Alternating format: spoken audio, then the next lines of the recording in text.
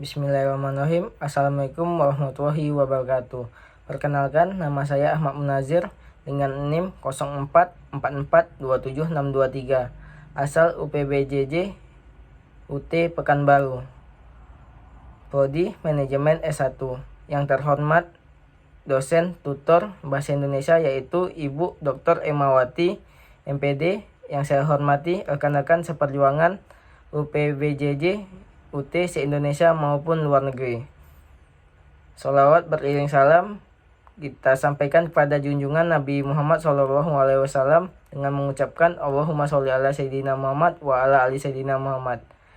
Izinkanlah saya menyampaikan gagasan saya yang berjudul Dampak COVID-19 di bidang ekonomi dan pendidikan di Indonesia.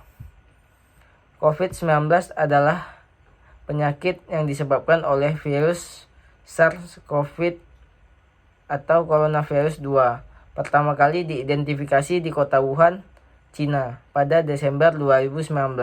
COVID-19 sebelumnya dikenal sebagai novel coronavirus, penyakit pernapasan.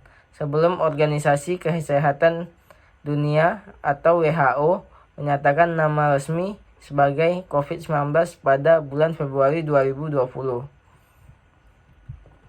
Ada beberapa faktor COVID-19, yaitu yang pertama, karakteristik individu.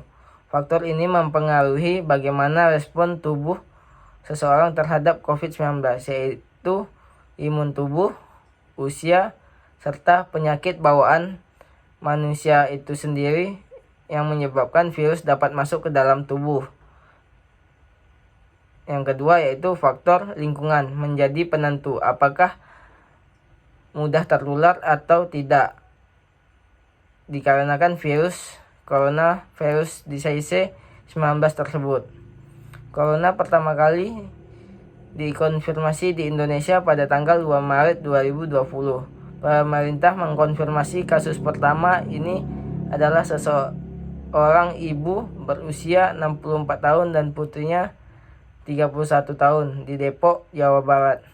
Akibat munculnya virus corona ini, pemerintah menerapkan kebijakan baru yakni lockdown atau penutupan akses suatu wilayah atau kota dan social distancing yaitu menjaga jarak dalam menjalankan aktivitas sehari-hari. Tujuannya adalah untuk memutus mata rantai penyebaran COVID-19 khususnya terjadi di Indonesia. Kebijakan pemerintah ini tentunya sangat berpengaruh kepada multi sektor termasuk di segi ekonomi.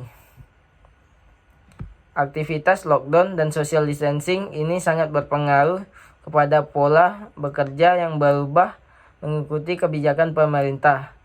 Yang mulanya aktivitas bekerja dilakukan di kantor sekarang harus dilakukan di rumah atau yang dikenal work from home akibat perusahaan besar maupun kecil, menengah atau UKM yang telah mengalami kebangkrutan